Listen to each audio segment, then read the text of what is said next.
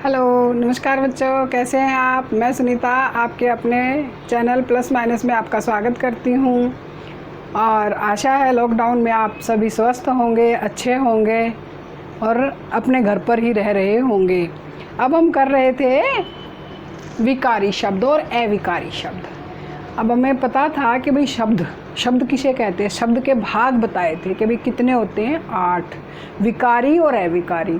अब विकारी हमारे लगभग पूरे हो गए हैं और अविकारी शब्द आज हम करेंगे क्या, अविकारी।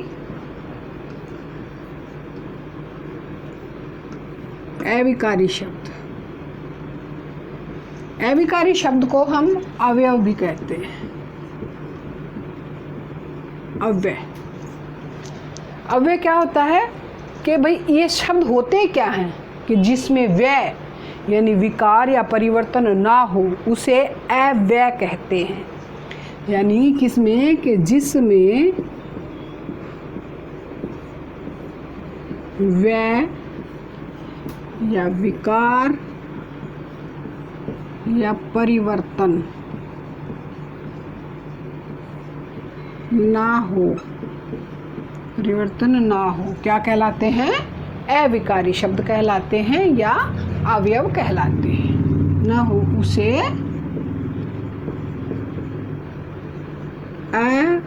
अव्यय कहते हैं, अव्यय कहते हैं। ये बात आपको समझ में आई होगी कि भाई क्या के अविकारी शब्द होते क्या हैं। आपको इस बारे में पता होना चाहिए कि विकारी क्या होते हैं कि भाई जिन शब्दों में विकार उत्पन्न हो, परिवर्तन हो, वो क्या कहलाते हैं, विकारी शब्द कहलाते हैं। लेकिन जिन में यानी जिन शब्दों में क्या होता है कि व्यय ना हो, विकार ना हो, परिवर्तन ना हो, उसको क्या कहते हैं, अव्यय कहते हैं। अब अविकारी शब्द की परिभाषा क्या होती है, अविकारी शब्द की परिभाषा क्या होती है।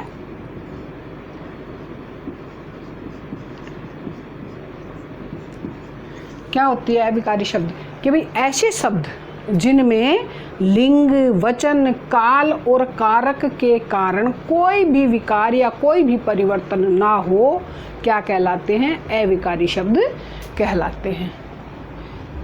ऐसे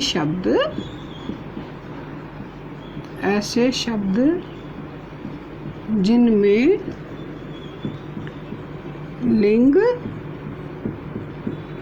वचन, काल, कारक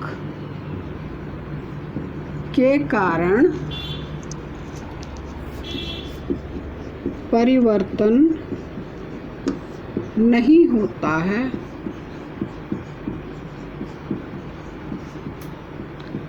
अविकारी शब्द कहलाते हैं, अविकारी या अव्यय कहलाते हैं।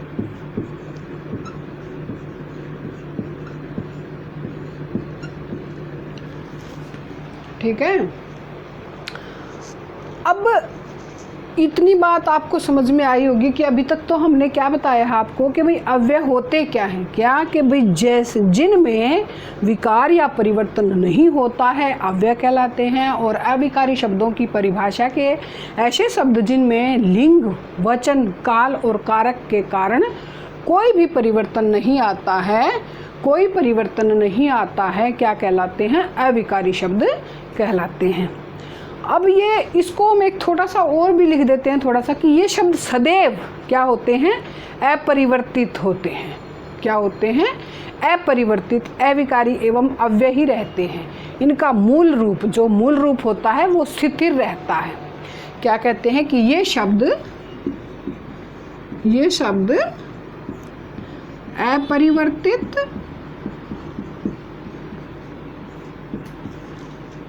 ही रहते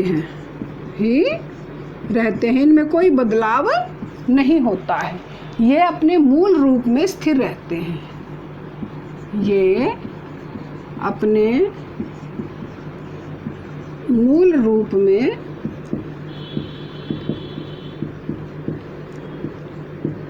स्थिर रहते हैं। ठीक है। अब इसमें कि भाई ये कभी नहीं बदलते, क्या कहते हैं इनको, कि इनको कभी नहीं बदला जा सकता, ये कभी बदलते ही नहीं हैं। जैसे जैसे इधर उधर,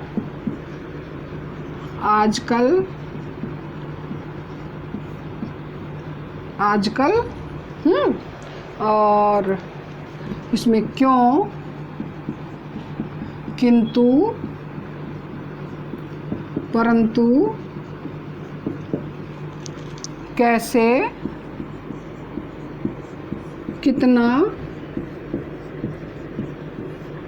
आदि, ये शब्द क्या कहलाते हैं कि भाई ये जो है वो ये शब्द हैं जो हमेशा अपने मूल रूप में ही रहते हैं, इनमें कोई भी बदलाव, कोई भी विकार उत्पन्न नहीं होता है, इसीलिए ये क्या कहलाते हैं, अविकारी शब्द कहलाते हैं। अब हम पढ़ रहे हैं कि विकारी, हमने जब स्टार्टिंग में हमने शुरुआत करी थी शब्द की, तब हमने बताया था कि विकारी शब्द जो है वो 4 होते हैं। कितने होते हैं? 4। कौन कौन से होते हैं? एक तो होता है क्रिया विशेषण, क्रिया विशेषण, दूसरा होता है संबंध बोधक,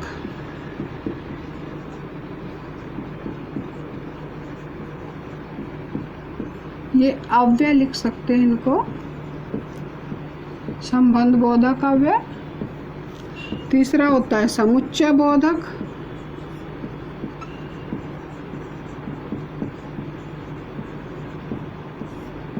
अव्यय, और चौथा होता है विस्मयादि बोधक।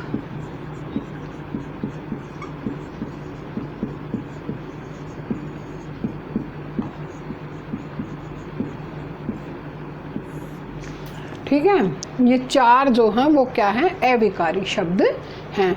आज हम बात करेंगे क्रिया विशेषण की। आज हम किसकी बात करेंगे? क्रिया विशेषण। क्रिया विशेषण क्या होता है? क्रिया विशेषण क्या होता है? देखो, एक बात हम बता दें आपको यहाँ पर कि हमने पढ़ा संज्ञा, सर्वनाम, विशेषण, क्रिया, ये चीज़ हम पढ़ चुके। लेकिन संज्ञा और सर्वनाम की विशेषता बताने वाले शब्दों को क्या कहते हैं? विशेषण कहते हैं। और विशेषण की विशेषता बताने वाले शब्द क्या कहलाते हैं? प्रविशेषण कहलाते हैं। लेकिन यहाँ क्रिया की विशेषता बताने वाले शब्द भी क्रिया विशेषण, और क्रिया विशेषण की विशेषता बताने वाले शब्दों को भी क्रिया विशेषण ही कहते हैं। यहाँ पर प्रक्रिया विशेषण नहीं लगेगा। यहाँ पर क्या होगा? प्रक्रिया विशेषण नहीं लगेगा। ठीक है। अब क्या है कि क्रिया विशेषण, भाई जो शब्द क्रिया की विशेषता बताते हैं हम उन्हें क्रिया विशेषण कहते हैं। क्या? जो शब्द क्रिया की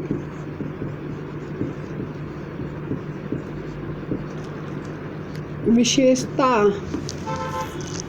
बताते हैं उन्हें क्रिया विशेषण कहते हैं। क्रिया विशेषण कहते हैं। ठीक है। अब क्रिया विशेषण किसे कहते हैं, ये बात आपको समझ में आ गई कि भाई जो शब्द क्या कहते हैं कि भाई जो शब्द क्रिया की या क्रिया विशेषण की विशेषता बताते हैं हम उनको क्या कहते हैं? क्रिया विशेषण कहते हैं। अब क्रिया विशेषण जो है वो कितने प्रकार के हैं? क्रिया विशेषण के मुख्यतः 2 भेद हैं। कितने भेद हैं? क्रिया विशेषण के 2 भेद हैं। कितने भेद हैं? 2। पहला तो क्या है? अर्थ के आधार पर क्रिया विशेषण। अर्थ के आधार पर क्रिया विशेषण।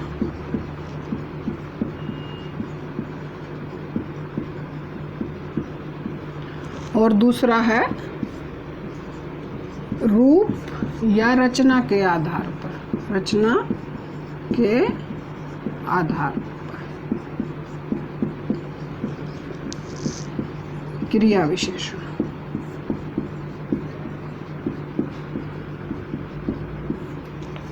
ठीक है।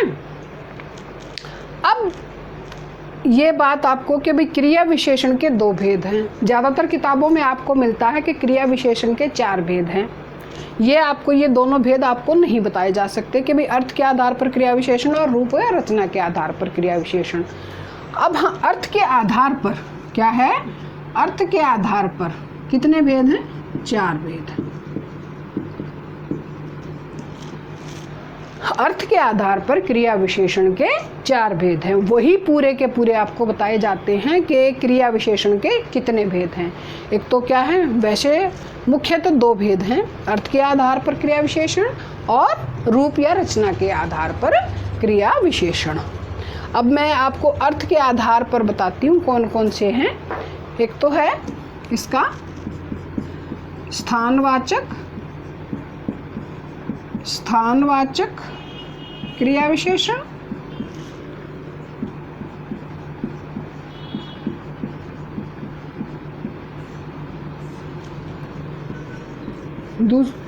कितना है? स्थानवाचक। दूसरा है कालवाचक क्रिया विशेषण।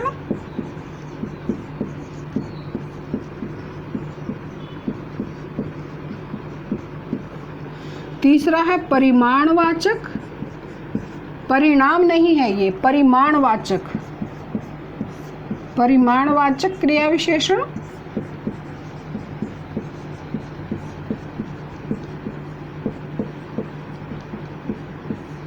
और चौथा है रीतिवाचक क्रिया विशेषण।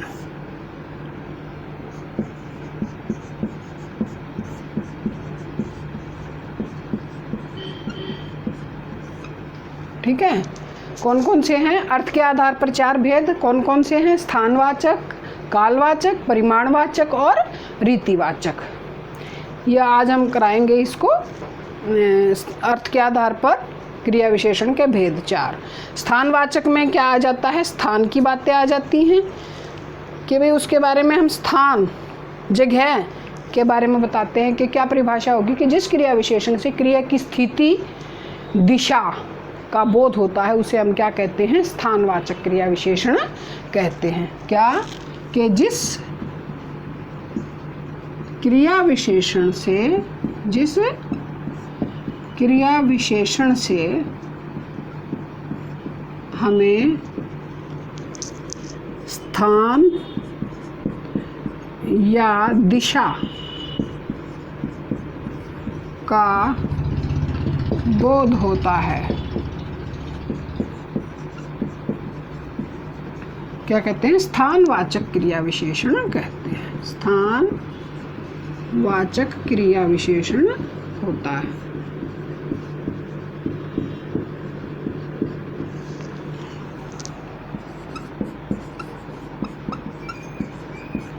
ठीक है। अब जैसे हम इसमें लिख देते हैं कि हम बाहर जाएंगे, हम बाहर जाएंगे। एक और वाक्य लिख देती हूँ, हमें दाएं मुड़ना है। अब हम बाहर जाएंगे, हमें दाएं मुड़ना है। अब इसमें क्या होगा कि भाई हम कैसे इसको हम क्या कहते हैं? स्थानवाचक में। अब स्थानवाचक क्या है? ये स्थानवाचक को प्रश्न लगाएंगे कहाँ? स्थानवाचक में क्या होगा? प्रश्न लगेगा कहाँ, के कहाँ जाएंगे। अगर हम कहाँ लगा के प्रश्न पूछेंगे, क्रिया के साथ कहाँ लगाएंगे कि कहाँ जाएंगे, तो बाहर जाएंगे। उत्तर आता है बाहर जाएंगे, तो क्या होगा? ये क्रिया विशेषण है। अब हमें कहाँ मुड़ना है? दाएं मुड़ना है। कैसे मुड़ना है? कहाँ मुड़ना है? दाएं मुड़ना है। तो ये सब क्या है?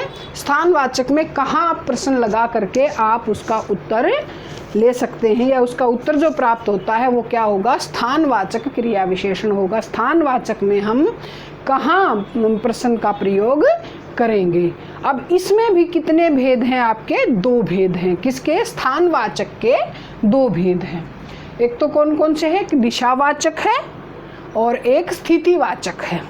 एक दिशावाचक है और दूसरा स्थितिवाचक है। कितने भेद हैं, एक दिशावाचक और दूसरा है स्थितिवाचक, दूसरा है स्थितिवाचक। अब मैं आपको बता दूं कि इनमें किन किन शब्दों का प्रयोग होगा। दिशावाचक में तो क्या होगा, कौन कौन सा होगा, इधर, किधर, जिधर, उधर, दाएं, बाएं, ये सब किस में आ जाएंगे, दिशावाचक में आ जाएंगे। जैसे इधर, उधर, दाएं, बाएं। ठीक है। अब आपका जो स्थितिवाचक में आ जाएगा वो क्या आ जाएगा, यहाँ, वहाँ, जहाँ, तहाँ, आगे, पीछे, ऊपर, नीचे, सामने, अंदर, बाहर, ये सब किस में आ जाते हैं, स्थितिवाचक में आ जाते हैं। कौन कौन से आएंगे, यहाँ, वहाँ, यहाँ, वहाँ, अंदर, बाहर, ऊपर, नीचे, आगे, पीछे, ये सब किस में आ जाएंगे, स्थितिवाचक में आ जाएंगे।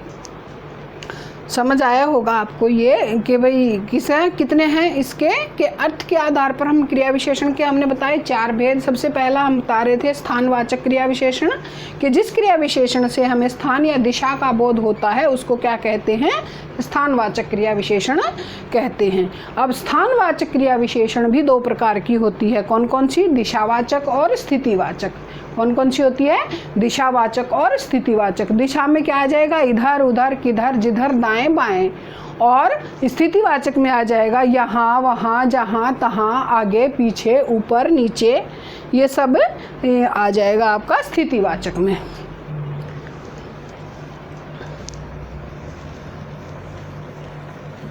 और स्थानवाचक में हम कहाँ प्रश्न का प्रयोग करेंगे, कि भाई कहाँ से जो है वो प्रश्न करके क्रिया के साथ कहाँ लगा करके प्रश्न करेंगे, और जो उत्तर आएगा वह क्या होगा, हमारा स्थानवाचक क्रिया विशेषण होगा।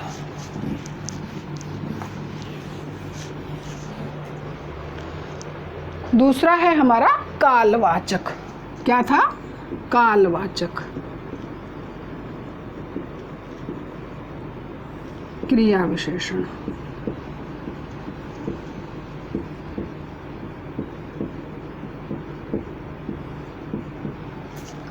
कालवाचक क्रिया विशेषण में क्या होगा कि जिस क्रिया विशेषण से हमें क्रिया के काल का बोध हो उसे कालवाचक क्रिया विशेषण कहते हैं। और इसका उत्तर जानने के लिए हमें कब का प्रयोग करना होता है। इसके अगर क्रिया के साथ हम कब लगाएंगे तो जो उत्तर आएगा वो क्या होगा, कालवाचक क्रिया विशेषण होगा। क्या कि जिस क्रिया विशेषण से, परिभाषा लिख देती हूँ, जिस क्रिया विशेषण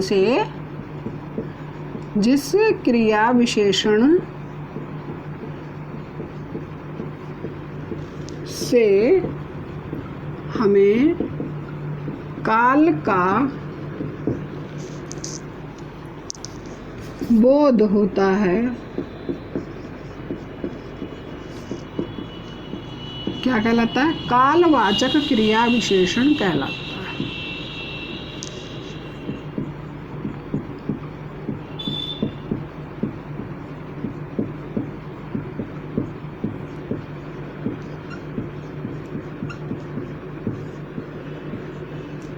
ठीक है।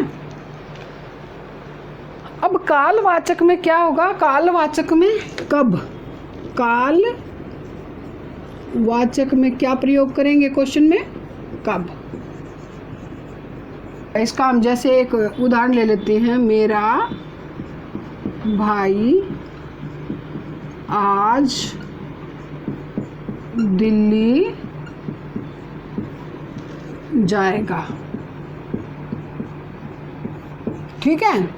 अब हमने पूछा कि भाई मेरा भाई, यानी मेरा भाई कब दिल्ली जाएगा, या आपसे पूछा जाए कि दिल्ली जाएगा, कब दिल्ली जाएगा, कब दिल्ली जाएगा, आज। तो ये क्या है, कालवाचक, यानी काल को, आपके काल को बता रहा है कि कब जाएगा, काल को। अब दूसरा एक और ले लेते हैं, गाड़ी अभी चलेगी, गाड़ी अभी चलेगी। इसमें क्या है, गाड़ी कब चलेगी, अभी चलेगी। क्वेश्चन बना के हमने देखा कि कब चलेगी, अभी चलेगी। समझ में आई बात। अब इसके भी कितने हैं, 3 भेद हैं। इसके भी हम इसको 3 प्रकार से जानते हैं। कितने प्रकार से जानेंगे, 3 प्रकार से। एक है समयवाचक। क्या होगा, समयवाचक। क्या होगा, समयवाचक। समयवाचक में क्या आ जाएगा, आज, कल,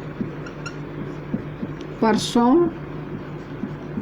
इन शब्दों का प्रयोग किस में होगा, समयवाचक में होगा। या फिर इसमें कर सकते हैं कि अभी, तुरंत, फटाफट, ये चीज़ें क्या आ जाएंगी, समयवाचक में। अब दूसरा आ जाता है इसका अवधिवाचक। क्या आ जाएगा, अवधिवाचक। यहाँ पर अवधि हम भाषा का प्रयोग नहीं कर रहे हैं, अवधि यानी समय, कि भी कितना समय है, कितने समय की अवधि है, लंबाई, समय क्या मतलब कितना है, कि भाई जैसे 2 दिन, 4 दिन, 6 दिन, आज भर, 2 घंटे, 3 घंटे, इस प्रकार से। तो क्या होगा, जैसे रात भर या फिर दिन भर या 2 दिन, इस प्रकार के शब्दों का प्रयोग किस में होगा, अवधिवाचक में होगा। ठीक है। अब आ जाता है बारंबारता सूचक। बारंबारता, बारंबारतावाचक। बारंबारतावाचक में जैसे क्या होगा, बार बार, जैसे जिस चीज़ का प्रयोग करते हैं हम, हर बार, कई बार, प्रतिदिन, क्या कहते हैं, हर बार, कई बार, प्रतिदिन, मतलब हर रोज एक कार्य, जैसे बारंबारता वाचक। ये इसके 3 प्रकार थे। किसके, कालवाचक के।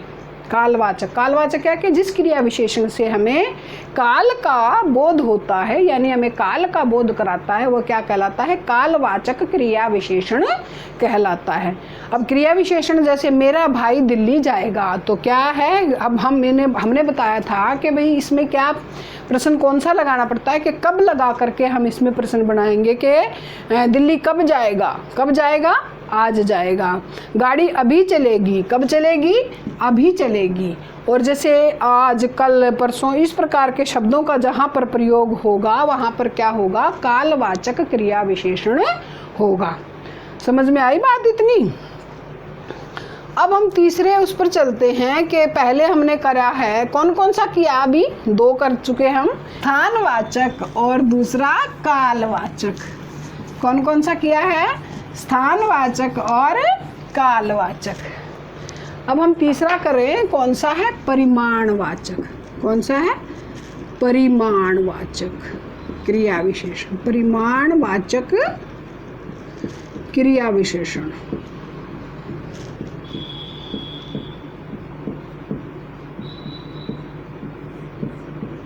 परिमाणवाचक क्रिया विशेषण। अब परिमाणवाचक में क्या होता है कि भाई जिस क्रिया विशेषण से क्रिया के परिमाण, यानी उसके नाप तोल के, मतलब थोड़ा, ज़्यादा, कम, इस प्रकार सा का बोध होता है, उसको हम क्या कहते हैं, परिमाणवाचक क्रिया विशेषण कहते हैं। क्या कहते हैं, कि जिस क्रिया के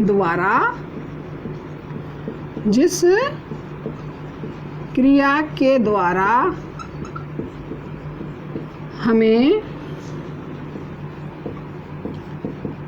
परिमाण का बोध हो, परिमाण का बोध हो,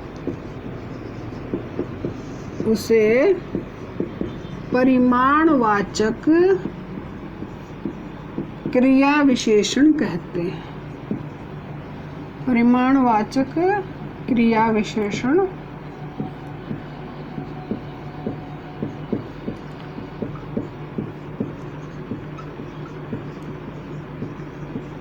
जैसे लड़का खूब बोलता है, खूब बोलता है। अब इसमें प्रश्न लगता है आपका, क्या प्रश्न लगेगा? कितना। परिमाणवाचक में हम प्रश्न बनाएंगे, प्रश्न अगर बनाएंगे तो क्या बनाएंगे? कितना। क्या बनाएंगे? कितना। एक चीज़ मैं आपको यहाँ लिख देती हूँ कि स्थानवाचक में क्या होगा, स्थानवाचक में और कालवाचक, परिमाणवाचक,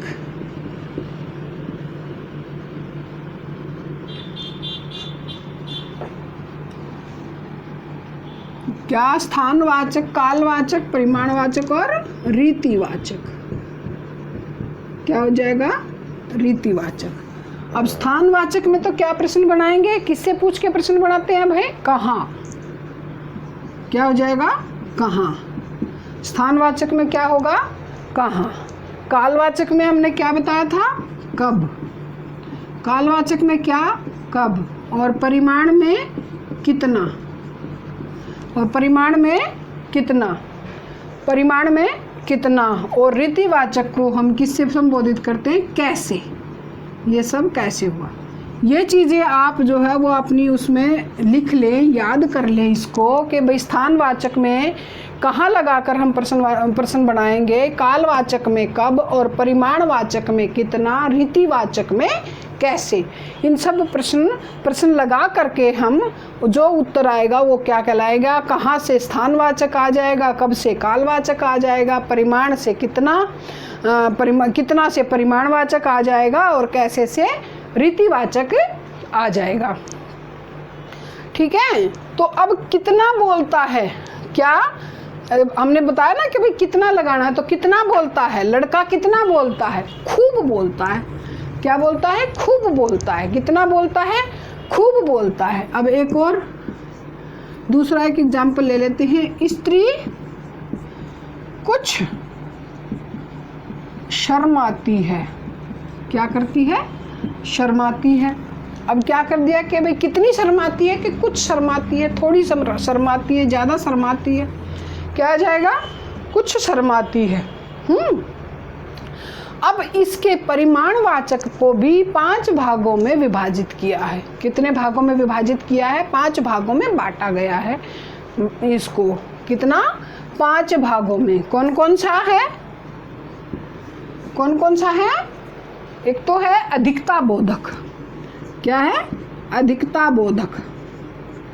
अधिकता बोधक। अधिकता बोधक में तो क्या होगा? अधिक,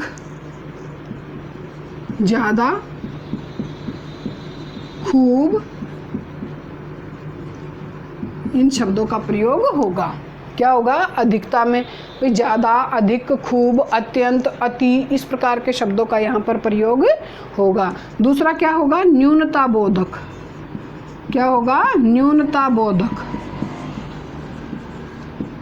इसमें क्या हो जाएगा? कम, कम हो जाएगा ना। क्या क्या हो जाएगा? कम, जरा, थोड़ा, कुछ, किंचित, इस प्रकार के शब्दों का प्रयोग होगा। जरा, किंचित शब्दों का प्रयोग इसमें हो जाएगा। अब तीसरा है पर्याप्त बोधक।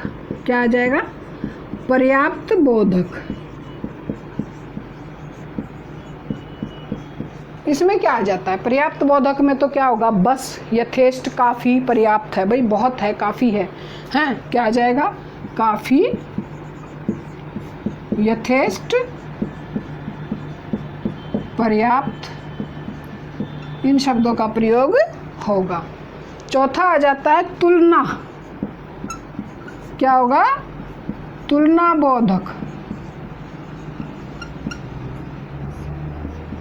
तुलना की जाती है कि भाई आपसे इतना, ज़्यादा, कम, अधिक, इतना, उतना। इसमें हम लिख सकते हैं क्या? कम, अधिक, इतना, उतना। पांचवा है श्रेणी बोधक। क्या आएगा? श्रेणी बोधक।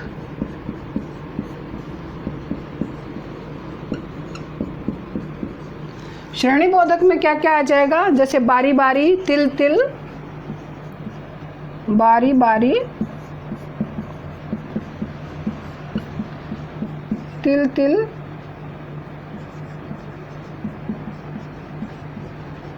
आदि। इस प्रकार से इन शब्दों का प्रयोग होगा। जैसे थोड़ा थोड़ा, जरा जरा, इस प्रकार के शब्दों का यहाँ पर प्रयोग होगा। परिमाणवाचक, समझ में आया होगा ये परिमाणवाचक के भाई जिस क्रिया के द्वारा हमें परिमाण का क्या होता है, बोध होता है, उसको हम परिमाणवाचक क्रिया विशेषण कहते हैं।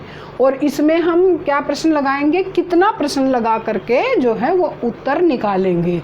जैसे लड़का खूब बोलता है, कितना बोलता है? खूब बोलता है, ज़्यादा बोलता है। औरत कुछ शर्माती है, कितनी शर्माती है? कुछ शर्माती है। तो इस प्रकार के शब्दों को, इसको कितने भागों में विभाजित किया है, कितने भागों में बांटा गया है? इसको 5 भागों में बांटा गया है। कौन कौन सा है? अधिकता बोधक है, न्यूनता बोधक है, पर्याप्त बोधक है, और तुलना बोधक और श्रेणी बोधक।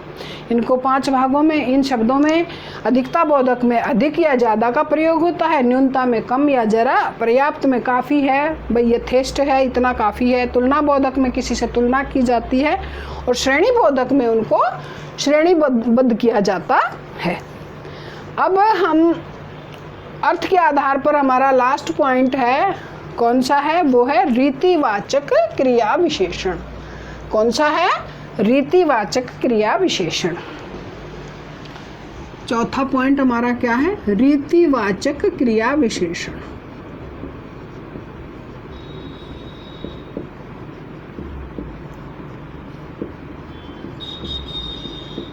रीतिवाचक क्रिया विशेषण। अब इसमें क्या, जिस क्रिया विशेषण से क्रिया की रीति, क्या कहते हैं कि क्रिया की रीति, अर्थात जैसे कैसे का उत्तर जब मिल जाता है, उसका बोध होता है, तो उसको हम क्या कहते हैं? रीतिवाचक क्रिया विशेषण कहते हैं। जिस क्रिया विशेषण से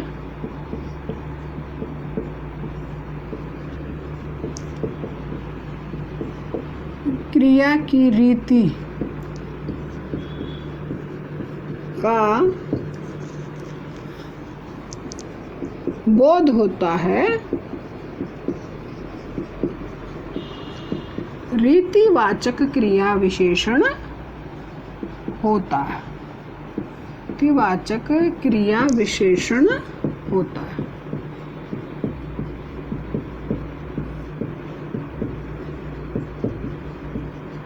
ठीक है। जैसे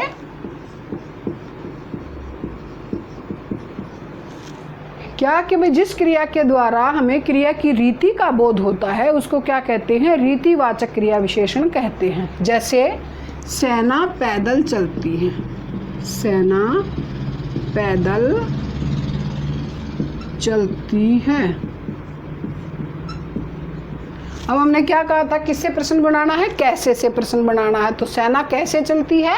पैदल चलती है। ठीक है, ये समझ आया कि भाई सेना कैसे चलती है? पैदल चलती है। दूसरा है कि भाई मैं आपकी यथासंभव मदद करूँगा, मैं आपकी यथासंभव मदद करूँगा। ठीक है, कि भाई मैं कैसे मदद करेंगे? कैसे कि यथासंभव, कि भाई जितनी हमारे अंदर कैपेसिटी होगी, जितनी हम कर सकते हैं, उतनी हम आपकी मदद करेंगे। इस प्रकार से क्या कि रीतिवाचक में क्या कहलाता है कि क्रिया की रीति का बोध कराता है। कैसे कि भाई सेना कैसे चल रही है, कैसे का प्रश्न का उत्तर आता है, तो वो क्या कहलाता है? रीतिवाचक क्रिया विशेषण कहलाता है। अब इसके क्या हैं, कितने प्रकार हैं? इसको हमने बांटा है 7 भागों में बांट दिया। इसको भी कौन कौन से भागों में बांट दिया? एक तो है प्रकार बोधक। क्या है? प्रकार बोधक रीतिवाचक क्रिया विशेषण, इसको हम लिखेंगे अगर क्या होगा प्रकार बोधक। प्रकार बोधक में कैसे कैसे शब्द आएंगे, ऐसे वैसे कैसे, ऐसे वैसे कैसे शब्दों का प्रयोग होगा। क्या होगा, शब्दों का प्रयोग होगा। दूसरा आपका आ जाता है, आपका पहला क्या है प्रकार बोधक, दूसरा आपका आ जाएगा निश्चय बोधक। क्या आ जाएगा, निश्चय बोधक। निश्चय बोधक, इसमें निश्चय कि भाई क्या होगा कि निश्चित है, कैसे, जरूर, अवश्य,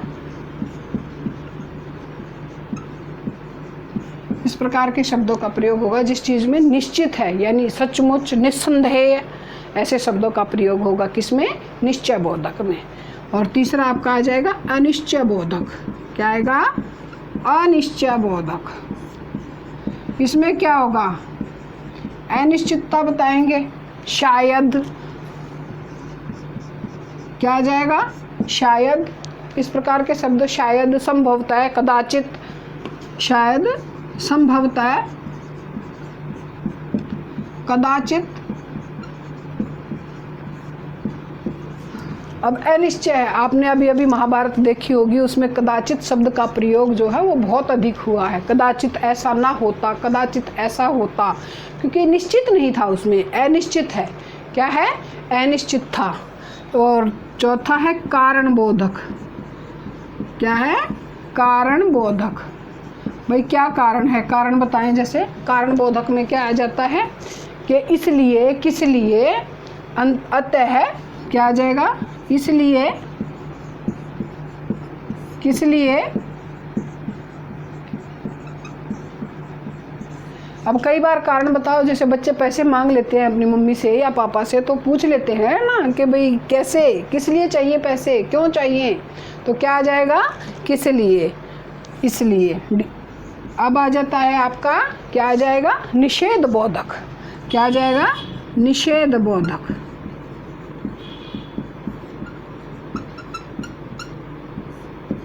निषेध बोधक में क्या आ जाएगा, न, नहीं, मत, इस प्रकार के शब्दों का प्रयोग निषेध बोधक में आ जाएगा। अब आपका आ जाएगा अनुकरण बोधक, अनुकरणीय बोधक, यानी किसी भी बात का अनुकरण करना। अनुकरण करने के लिए जैसे धड़ाधड़ यह कार्य हो रहा है, घटाघट दूध पी गया, क्या है, धड़ाधड़ पेपर छप रहे हैं, धड़ाधड़ गोलियां चल रही थी, हैं, गट गट करके दूध पी गया, सरासर सर सर करके हवा चल रही है, मतलब क्या, अनुकरण है। और अब आपका आ जाता है अवरोध बोधक। क्या है, अवरोध बोधक। अवरोध बोधक, अवरोध बोधक में क्या आएगा, जैसे रुकावट, भाई किसी भी चीज़ की, तो, ही, भर, इस प्रकार के शब्दों का प्रयोग करेंगे तो क्या आ जाएगा, रुकावट, तो, ही, भर आदि। इस प्रकार के शब्द क्या कहलाते हैं, अवरोध बोधक शब्द कहलाते हैं। क्या आएंगे, अवरोध बोधक शब्द होंगे। अभी आज हम इतना ही कराएंगे बेटा, क्योंकि इसका दूसरा भाग रूप या रचना की दृष्टि से अगली क्लास में कराएंगे। आज ज़्यादा लंबी क्लास नहीं करते हैं, इतनी ही क्लास करते हैं। इतना भी कर लोगे तो काफ़ी है। आज हमने आपको बताया है कि भाई अवयव या अविकारी क्या होते हैं। उसमें आपको जो है दो प्रकार के मैंने भेद बताए कि क्रिया विशेषण जो है वो दो प्रकार के होते हैं। कौन कौन से होते हैं, एक तो अर्थ की दृष्टि से क्रिया विशेषण, और दूसरा जो है वो रूप या रचना की दृष्टि से क्रिया विशेषण के भेद बताए। अब आज हमने कराए अर्थ की दृष्टि से क्रिया विशेषण के कितने भेद हैं, 4 भेद हैं। कौन कौन से हैं, स्थानवाचक, कालवाचक, परिमाणवाचक और रीतिवाचक। अब हमने बताया कि स्थानवाचक में कौन सा, मतलब स्थानवाचक में आपको कहाँ से उत्तर प्राप्त होगा, भाई कहाँ। कालवाचक में प्राप्त होगा कब, कालवाचक में किससे प्राप्त होगा, और परिमाणवाचक में कितना, और रीतिवाचक में कैसे। इनसे उत्तर आपको प्राप्त होंगे। और यह क्रिया विशेषण आपको, मुझे उम्मीद है कि आपको समझ में आएगा। और अगर कहीं से भी आपको दिक्कत आती है तो मुझे कमेंट करके बताइए, मैं आपकी उस कमी को दूर करने का प्रयास करूँगी। आप हमारे साथ बने रहिए, हमारे चैनल को लाइक कीजिए, सब्सक्राइब कीजिए। धन्यवाद।